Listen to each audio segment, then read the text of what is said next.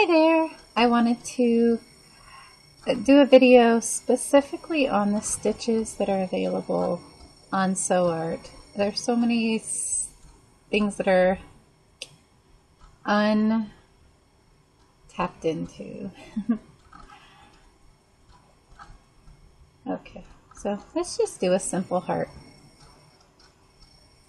I'm going to make it really big and I'm going to color it really light so that we'll be able to see stitches, hopefully. Okay, we're not going to bother with cropping it. Well, we're going to resize it at the end, or maybe now. Let's just do it now. Oops. Oh, that was not a good idea. Sorry guys, I am leading you astray. Let's go ahead and resize it at the beginning. And if you need the grid, you can put that on. I love the grid, but you don't need it really with playing around. So we're going to make it really big. And let's color the inside a light blue. Then you have to click out, close the shapes, hit the fill, and let's change it to a light pink. Okay, sorry if this is hard to see, but it will be much better whenever we go into the stitch image. So now that we've done all that, we're going to click on that again to close it, and we're just going to go straight over to stitch image, because today we're just playing. Alright, so the fill stitches, I've gone over this in basics video, but the fill stitches, says 75 different ones you can choose from, and they're all very pretty and they all stitch out really nice. If you want them to be extra nice, use some wash away stabilizer over it. It kind of beefs them up. You could probably just use saran wrap, actually. Maybe. I would try that, but maybe not saran wrap, but something that would kind of beef it up a little bit that you can tear off if you don't have, tear away stabilizer. Okay, so here's all the different defaults that we can choose. But today we're going to kind of, no, we can do some fills.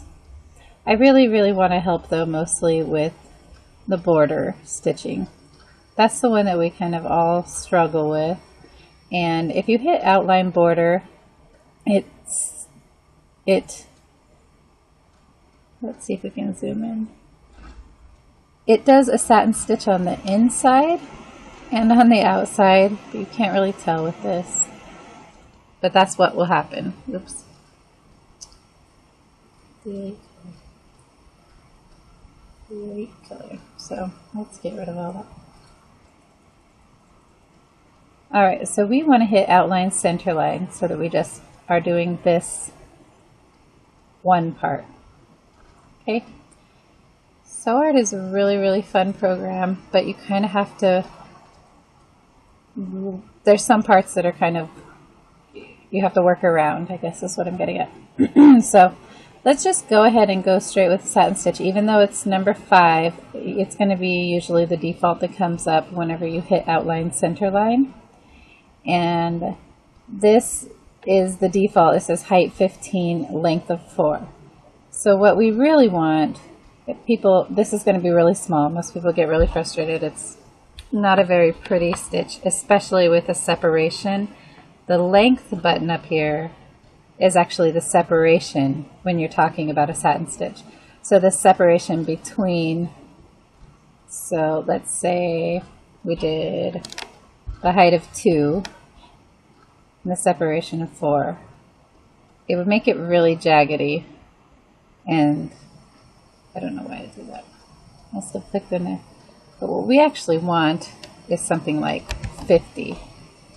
And the separation, we don't want it to be gappy. We want it to be close together. So 2 or 3, it's very nice. It kind of makes them close and bushy. 4 does make a difference between 3 and 4. I don't know why, but it does. So you just come up here and you play around a little bit and you click on that. So you choose what ones you want. Unfortunately, over here in your little side angle or your side panel, it won't change it past 20. So you have to go in here and manually change it to 50. Make sure that length, which is the separation between, says 3 or under. I wouldn't do 1, that just sounds too scrunched. And I would probably even reserve 2 for smaller stitches, but you want a big, huge, fat, pretty stitch. So that's how we get that.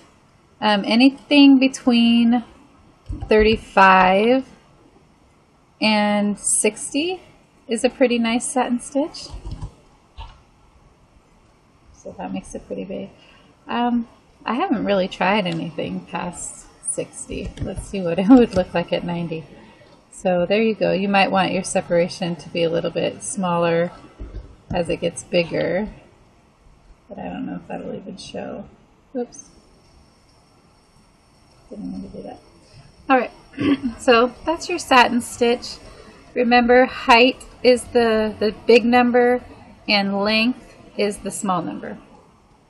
And it's different with the bean stitch. It's the opposite. You're going to have your smaller number over here and your bigger number over here. So I'm just going to go next. We'll just work our way through the ones that we're used to seeing and using. Nope, I won't do that. We'll go from satin to, no, we should do that.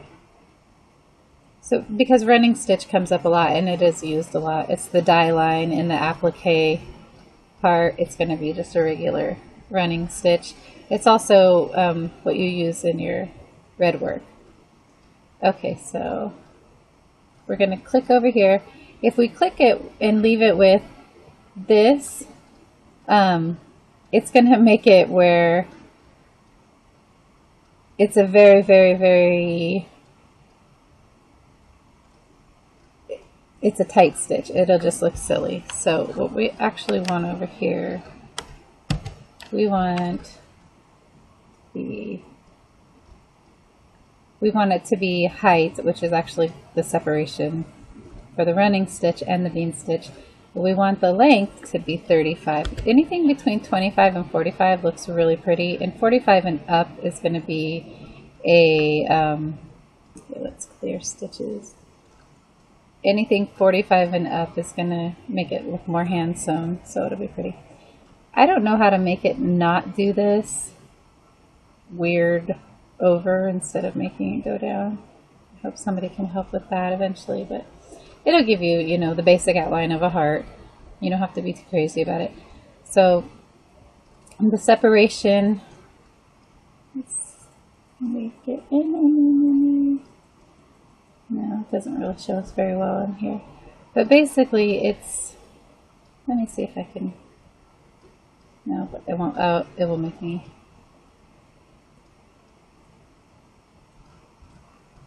It's going to do this with a different color. Nope, not like that either. Sorry.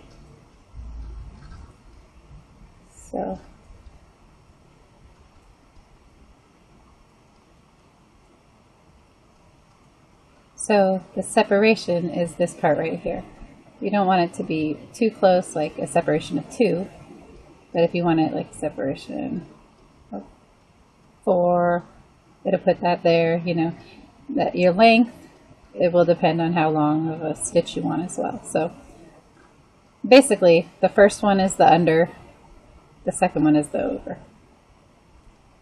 And you'll just get a cute little stitch like that. That's really hard to see, but it's only one single line. It's not like the bean stitch where it goes forward and comes back and goes forward and comes back. So we'll look at that in a second. I'm going to undo all this stuff. Go back in here. And zoom back out. Okay, so now let's do the bean stitch. This is everybody's favorite stitch, and it's definitely my favorite stitch. So the smaller that you do for the length, like this, the length between each one,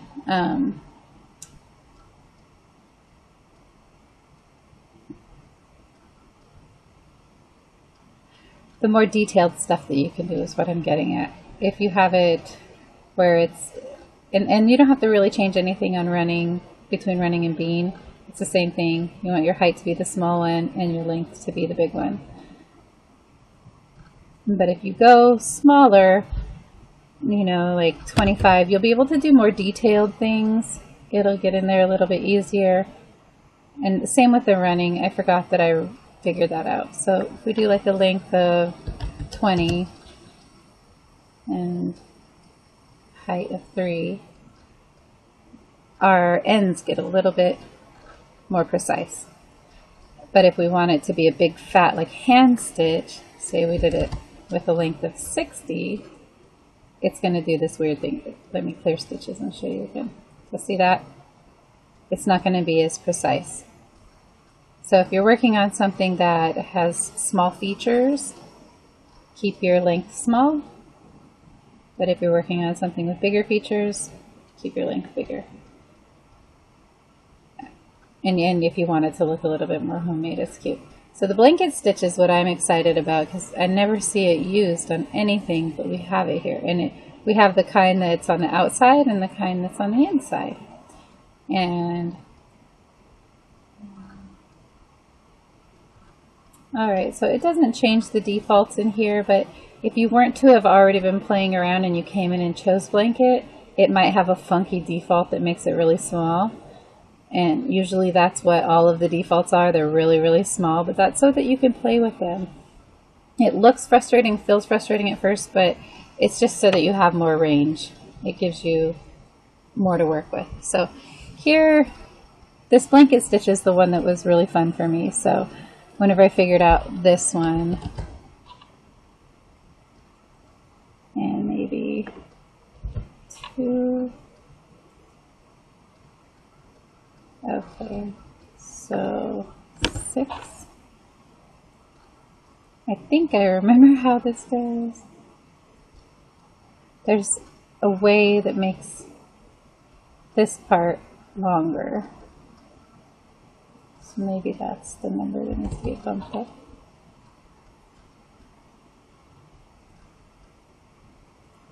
Sorry about this. I guess we're all learning as we go.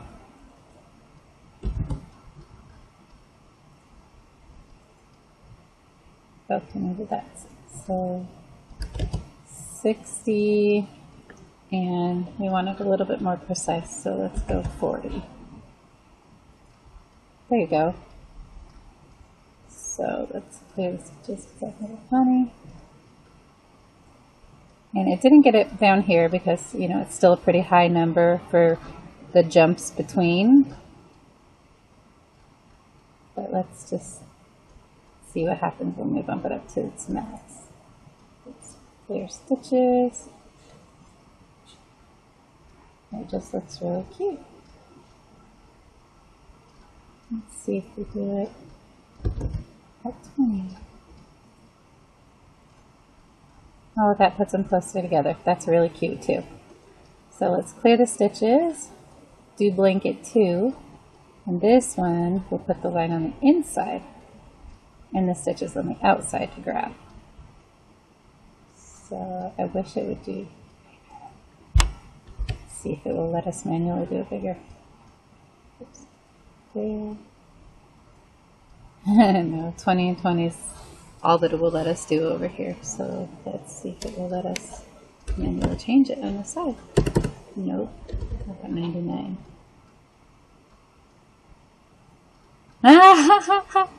Look how cool that looks, you guys. Okay, clear those. Let's go back to the blanket 1 and do that. So it doesn't really matter what you put up here sometimes because it has a max and you have to go over here and double check. So let's do 99 and see what it does. A length of 20. That looks cute. How fun.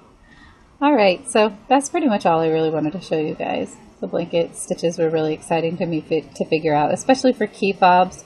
You know, you can do your bean stitch for the part that's going to be clipped, but then do a blanket stitch on the inside of the shape or something. So, alrighty, if you guys have any questions, please let me know. And again, thank you guys so much for all of your support. You guys are awesome. Thank you.